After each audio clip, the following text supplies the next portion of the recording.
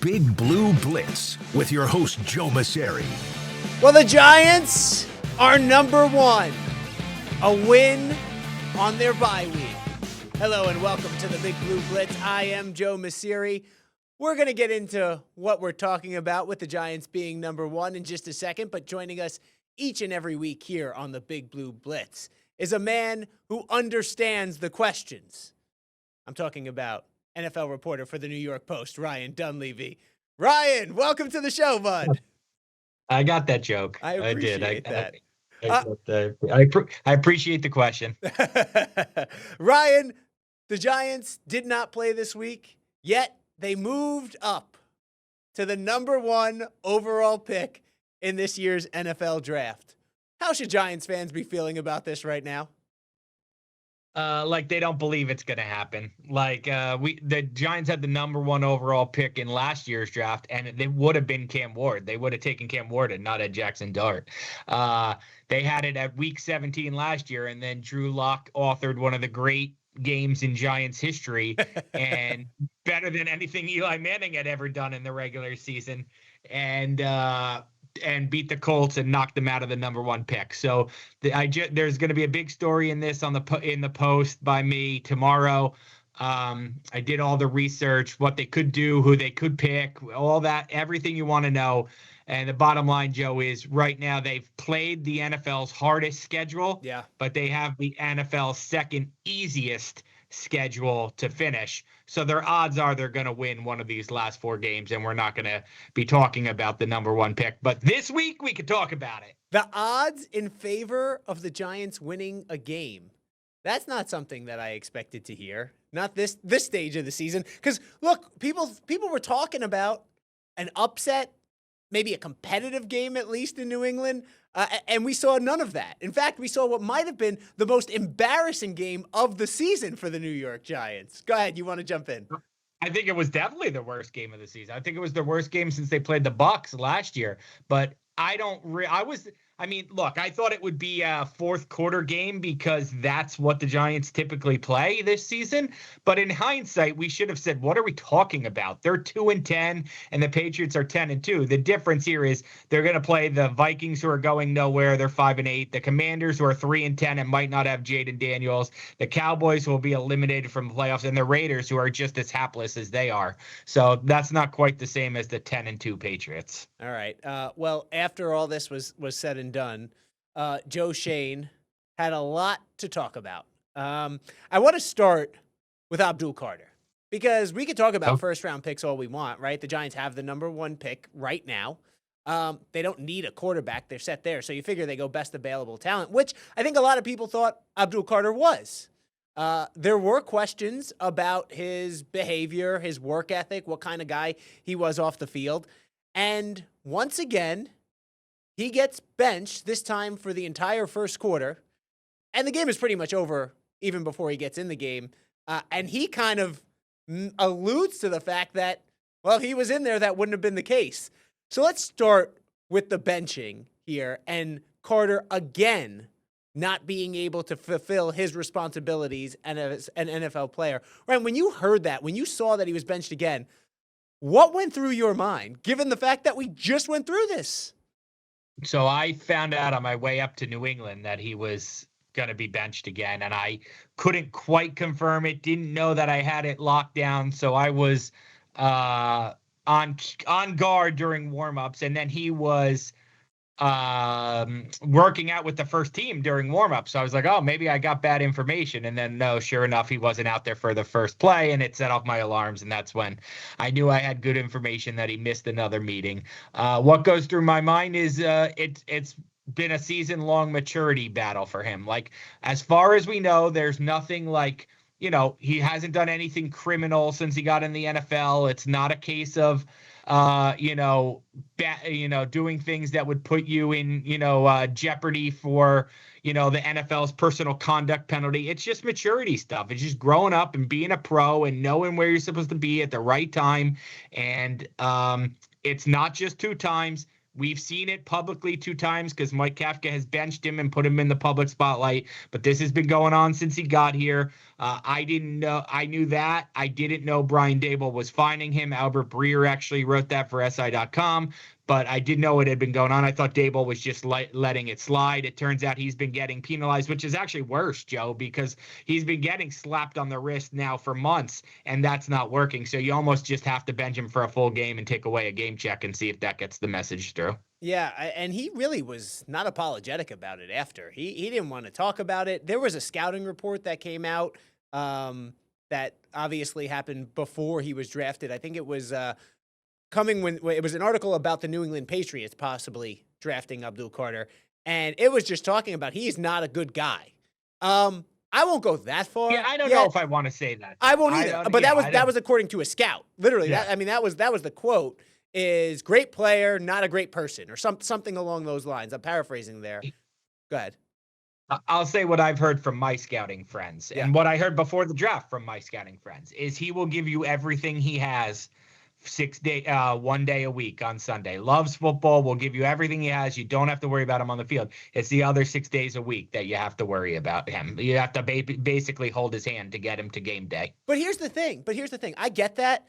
And maybe at college, right throughout, it's probably throughout his career. He's been a freak athlete and has been able to just show up, go out there, and perform. And at the NFL level, though, he hasn't been able to do that. And I get, right, if you did show up on day one and you're a rookie, and some people transcend. Some people are just unbelievable. I mean, Myles Garrett, right, you showed up, and he is pretty much dominated in the pros the same way he did in college. But he's still working out there every day. You're not going to last in this league. You can't last in this league if you're not going to put in the work because it's just so thin slicing. We're talking about probably the top 0.001% out there. Well, this is Joe Schoen's problem because Joe Schoen drafted him. Joe Schoen is sounding at least a little less confident. Before the Giants went on the bye, Schoen addressed the media, and here is what he had to say about Carter. Abdul's a young man that's 21 years old, that's smart and understands the magnitude of his actions and also understands what it means to be a pro. And these kids are 21 years old and they're thrust in the spotlight in New York City. And it's not always going to be perfect. People make mistakes. It's not mistakes that I mind. It's the same mistakes over and over again. I tell my kids at home, hey, make new mistakes. If you can learn, listen, we're all gonna make mistakes. Let's learn from those mistakes. If you can learn from other people's mistakes, even better. But let's not make the same mistakes. And he's just making the same mistakes over and over again. But are they mistakes, Ryan, if he doesn't even care? Because he does not seem to care. No, I mean, look, we listen to that answer from Joe Schoen. You see how Brian Daboll handled it. It's excuse making from within the organization. So it's like, he's smart and he knows what it takes to be a pro. Well, not if you ask Dexter Lawrence, who basically said he needs to grow up. And if I'm Abdul Carter, I'm listening to Dexter Lawrence, not Joe Schoen. So Dexter Lawrence is going to be here longer after Joe Schoen is going to be here. So, and then I asked about Malik Neighbors and if there's an accountability problem about the tweet that we talked about a couple weeks ago where he criticized Mike Kafka's play calling. Yeah, and Joe Schoen essentially said, well, it was good. Malik was watching the game at least. And I was like, the answer, buddy. No, but that's where the bar is. That is where the bar is on this Giants team, right? Well, that's it. On most teams, it wouldn't be. But just the fact that Malik Neighbors is still paying attention to the Giants when he's not out there. The Giants are afraid to criticize their stars. Whatever it is, the players run the organization. How's that? Let's just keep it simple. Well, listen, the question is, how much of a hand will Joe Schoen have in running this organization moving forward? He had been very confident in the past, but was there a crack in that confidence during his last press conference? We're going to discuss it after the break right here on the Big Blue Blitz. Welcome back to Big Blue Blitz. Well, the Giants still licking their wounds after getting blown out up in New England to the Patriots. Fortunately, they had a bye week to heal up a little bit. I'm Joe Mauceri here on the Big Blue Blitz. And Joe Schoen addressed the media after that loss to New England. And he's usually been confident in his role as Giants general manager. But it seemed like there might be a little bit of a question about Joe Schoen's future. With us to discuss that and more, as always, NFL reporter for the New York Post, Ryan Dunleavy. Ryan, before you get to it, I'm going to play the sound that struck my ear from Schoen regarding his position with our focus is Big going to Blue. be on supporting Kafka and his staff. Ownership will evaluate the entire football operation at the end of the season, as they should, and then we'll go from there. Again, I'm equally as, my hand's in it just like Brian's is, and ownership made a decision to move on. And again, I'm going to do what I can control, and that's support Kafka moving forward. And again, I wish Dave's nothing but the best, and we're going to do everything we can to get this franchise back to where it should be. I'm going to focus on the first part of that there. And the fact that ownership will evaluate at the end of the season, and they should. In the past, when he'd been asked about his future, will he be making the decisions moving forward, he simply said yes. So do you think that Joe Schoen right now is questioning his future with the New York Giants?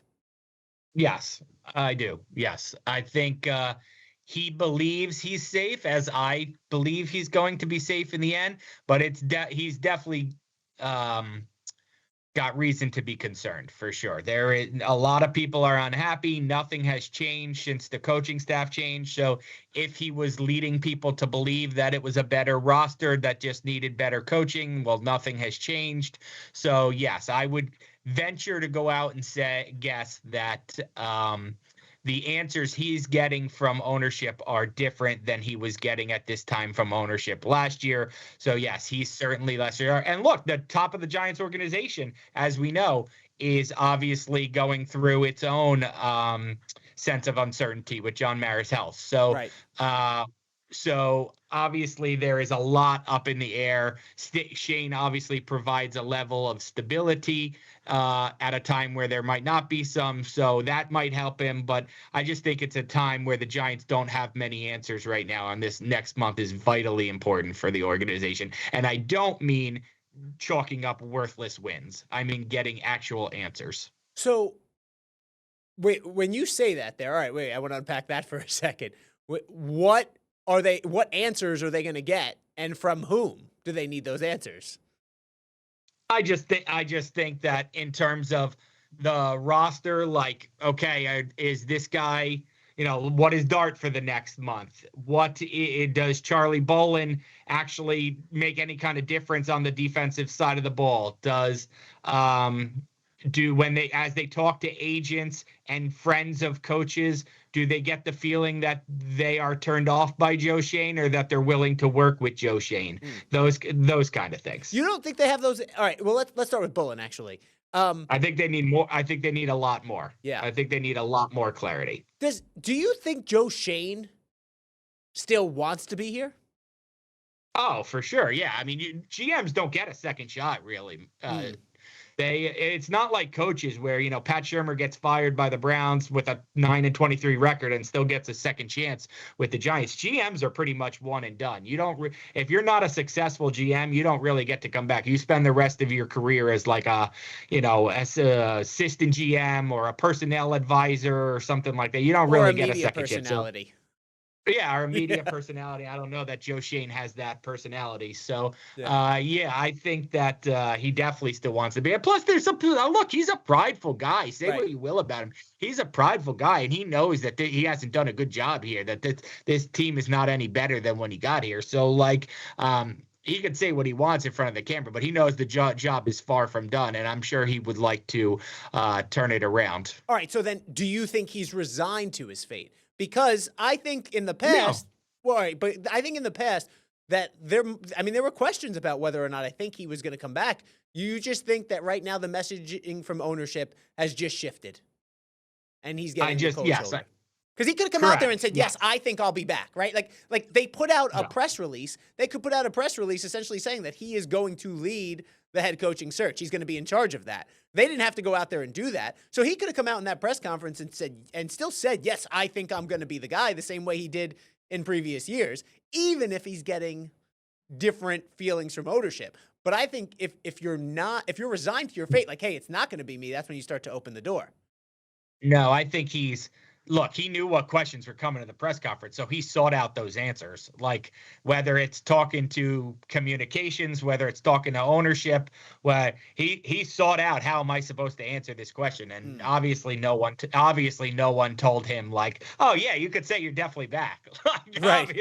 Obviously they didn't get that answer. So he knew he was coming back last year. We didn't necessarily believe him, and come to find out in hindsight, like his job was never really in as much trouble last year as Daboll's was. So this year, I'm sure he's finding out that, that people are more frustrated. People are not receiving his messaging quite as well when he says, that we just, when you go around telling everybody you just need a quarterback and you get the quarterback and you're just as bad as a team, your message starts to fall on deaf ears. So this year then is him telling ownership that he's aware that he hasn't been good enough, that he's on the same page with them.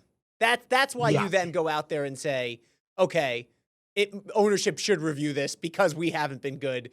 And how many times did he say not good enough? He can't come off as an excuse maker, right? Especially in public. He can't say like, oh, like this was Brian Daboll or this was coaching or we're injuries or what did he say last year? We're close. Like he can't say something that's going to haunt him like that because this is his roster that he built and they're 2-11. So he had to fall on the sword and kind of eat the burger, so to speak, and accept that. Like, look, there, no one wants to hear excuses from you anymore. If you get to stay, it's because the Giants are being kind to you, not because you've earned it. All right. Well, the Giants, whether or not they think their GM is appealing, they do have something very appealing in the NFL, and Schoen is aware of it. Here's what he said about the Giants roster and the most appealing feature during that press conference. It starts with me. I take responsibility for that. But we do have a good young quarterback, that's on a rookie contract for the next 4 years. And that's when it gets fun. When you're building around a young quarterback, you have a good nucleus, you have a good left tackle, you have a wide receiver that had historic years, a rookie season. You got a good running back room. You got pass rushers. There's pieces in play. Go ahead. What did you do with stand-up comedy? I just heard the part about the running back room. It's ironic that they've got that he's using running back as a selling point after he basically told the best running back in the NFL that running backs don't matter. It's ironic that now he's using the running back room as a selling point to the job. Yeah, Jackson Dart's a huge piece. I get it. He also mentioned like John Runyon Jr. and John Michael Schmitz and like Chris Manhertz, and he was really stretching for things that he could sell a new coach. It's Jackson Dart, and it's the pass rush, and it's Andrew Thomas. Those are the three things that you could sell. But again, I stress this, Joe, like every team has pieces. Like the Titans are going to sell Cam Ward. The Raiders are going to sell Max Crosby. Like there's no team in the NFL. This isn't the NBA. I'm going to take a shot here at the Nets. Like there isn't this is like the Nets where it's like, oh God, what are we even offering? Like, everybody on a 53-man roster, when you're bad every year and you pick at the top 5, you're going to have play. Like, Malik Neighbors and Abdul Carter are easy to sell. They were top 5 picks that everybody wanted, and your coach is probably coming from the 30th, from a team that picked 30th last year. But wait a had second. No chance at 30th. But is Abdul Carter even an easy sell right now? I mean, we just spent the whole first block of the show talking about the his personality problem. His personality might not be an easy sell, but look, he's got athletic tools, and the analytics numbers, if you find an analytics-based coach, would tell you he's pressuring the passer and he's just not finished. Like he got 3 quarterback hits the other day. He got a sack the other night. He's one of the quickest pass rushers to the ball. He's just not getting sacks. So like some coach somewhere, and the best coaches this year are all defensive coordinators, Minter, Hafley, Anarumo, they're all going to say, oh, I could teach him how to finish.